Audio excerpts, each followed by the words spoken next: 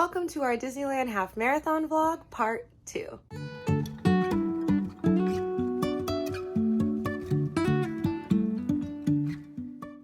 Good morning. Today is Saturday, January 13th, and we are here at Disneyland Resort in California. This is going to be part 2 in our Run Disney Half Marathon vlog series. If you didn't catch part 1, we spent the first day over at Expo picking up our bibs, and then on the second day, which was yesterday, we spent over at Disneyland Resort. Today's agenda is going to be spent over at Disney's California Adventure. We have a lot of food and snacks on our wish list today, so we'll see what we'll be able to eat and what we'll be able to see. Today is going to be a shorter day because we are going to get some rest before tomorrow's race. It is a 3 a.m. wake up call, and so we are going to cut our California day a little bit shorter than usual. Because we only have a short day here at Disney's California Adventure, we are not planning on doing all the rides and attractions. Similar to what we did yesterday, Lucas and I have been to Disneyland. We're going to be back in a couple of months, and so the plan is not to do everything. The plan is to kind of take a leisurely day throughout the parks and kind of do some of our highlights. For today especially, I am so excited to see San Fransokyo for the very first time. We're big fans of Big Hero 6 and Baymax, and so I'm excited to try all the cool snacks and hopefully try to meet Baymax as well if the line isn't too long. On that note, let's head to Disney's California Adventure.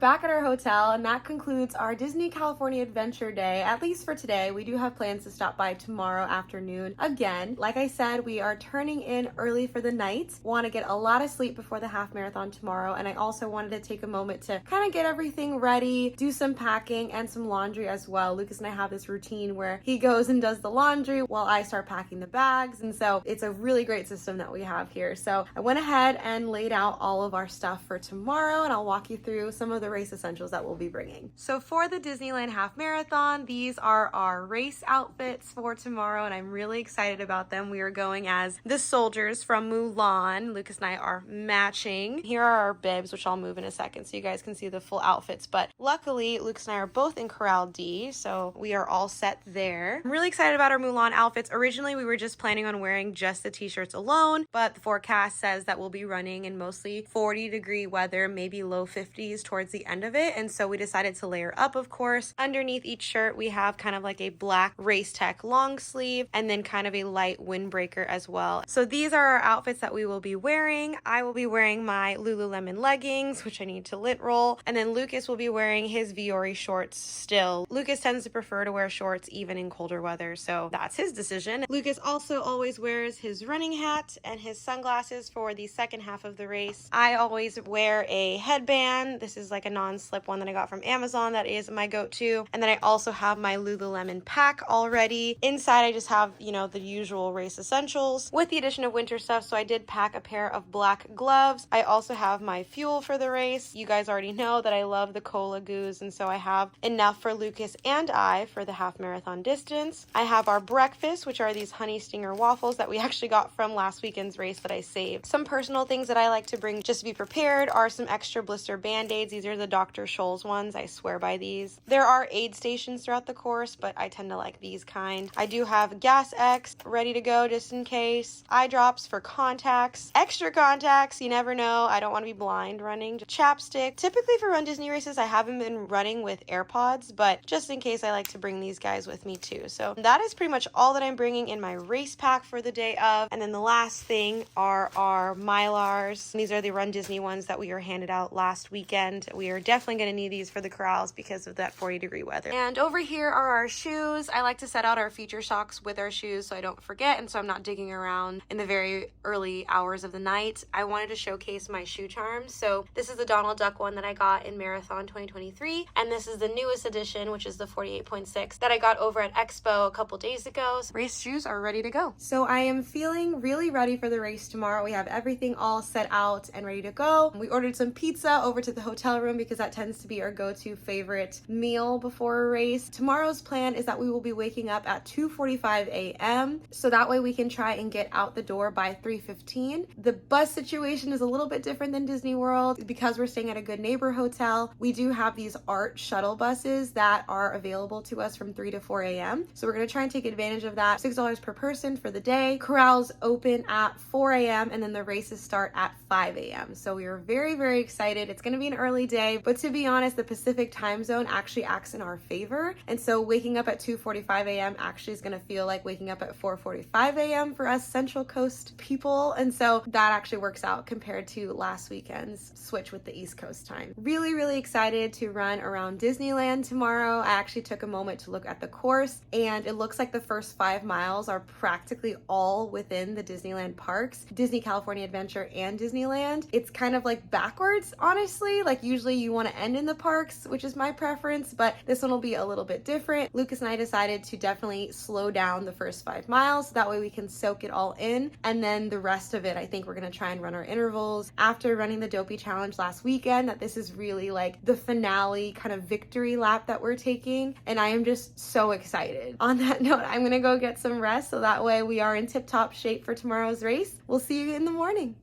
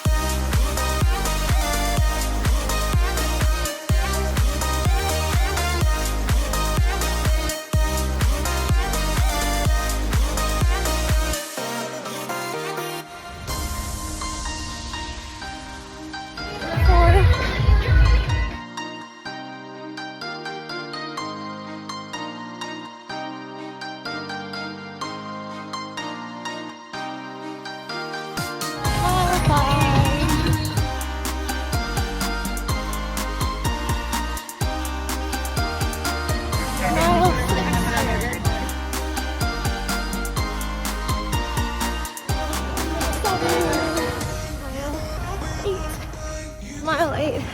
How are you feeling? Good. So far, so good. 5 more miles, and then the victory lap is done. No.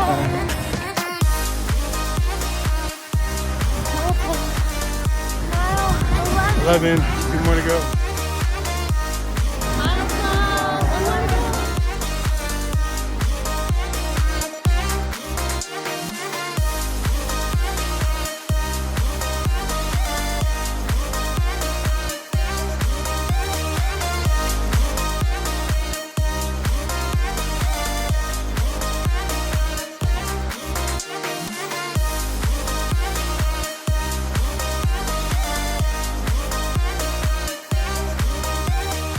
From Florida to California. Let's go, coast to coast.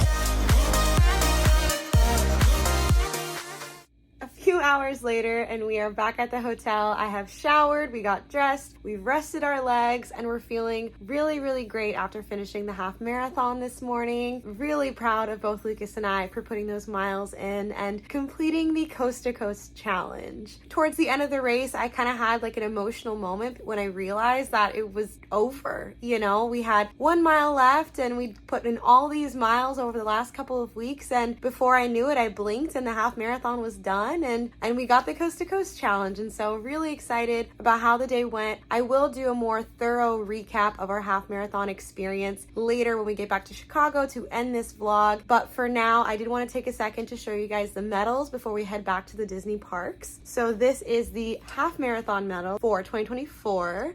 I am obsessed over it. It has the Disneyland logo, 2024 on the top, with Mickey and Minnie, of course. And the band has them as well with Run Disney. And then, of course, the Coast to Coast medal. This is the one that we earned. Again, in order to earn the Coast to Coast, you have to run a half marathon or above at both Disneyland and Disney World. And so Lucas qualified by running the full marathon at Disney World last weekend, and I qualified by running the half marathon and or the full marathon last week. So because we completed the half marathon here at Disneyland this morning, we were able to earn this coast to coast medals. Really excited about our new medals that we will be wearing to the parks today. We do want to soak up as much Disney magic as we can get before our flight tomorrow morning.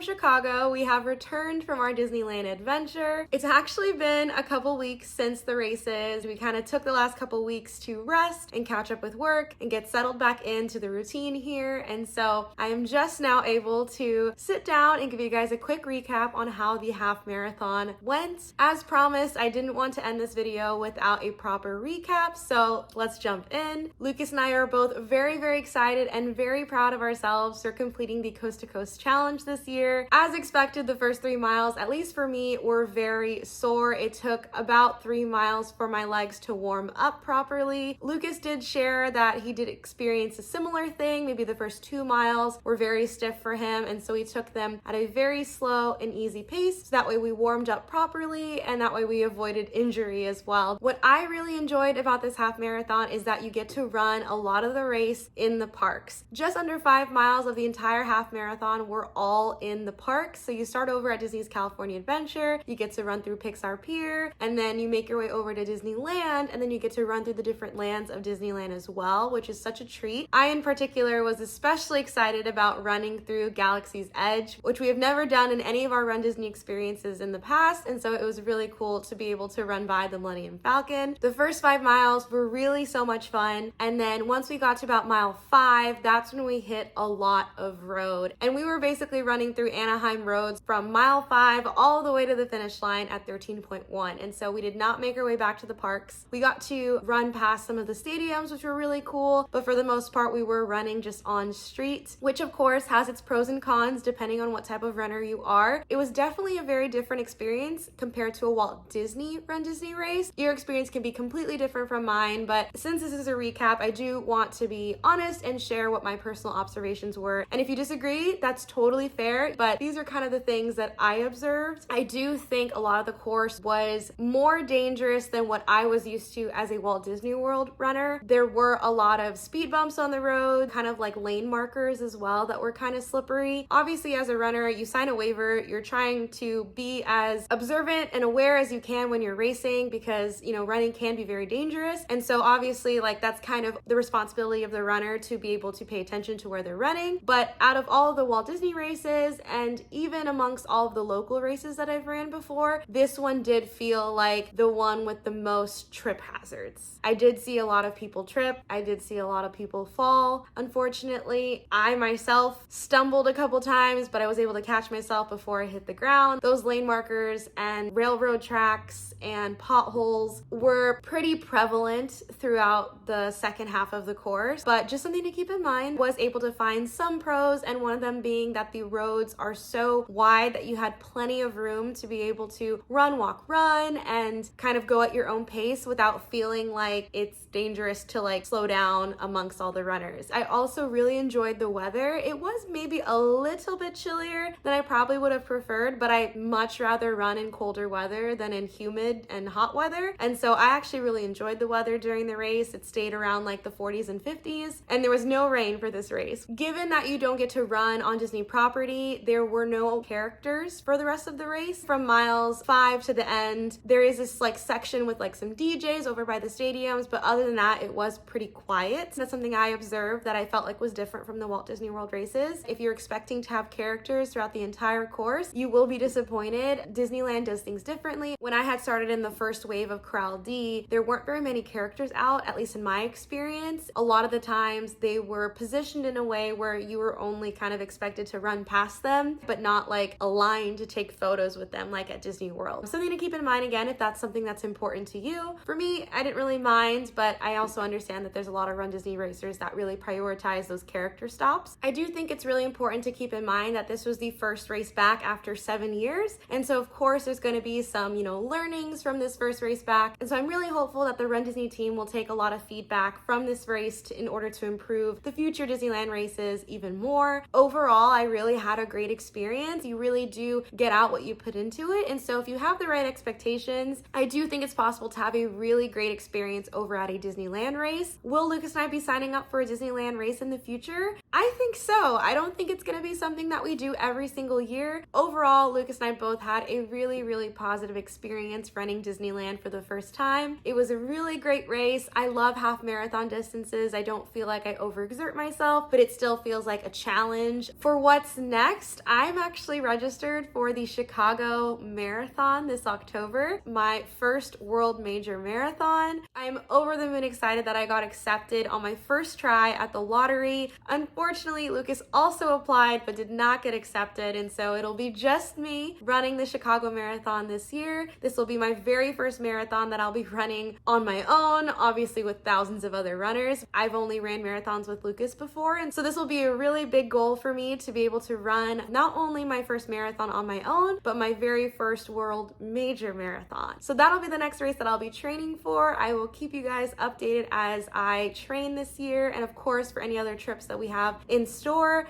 which we definitely have trips planned this year that I'm excited to bring you guys along with. But for now, thank you so much for joining us in this amazing Run Disney adventure, and I'm so excited to be able to bring you guys along on our future adventures that are coming up in the next few months. So until the next one, I'll talk to you guys soon.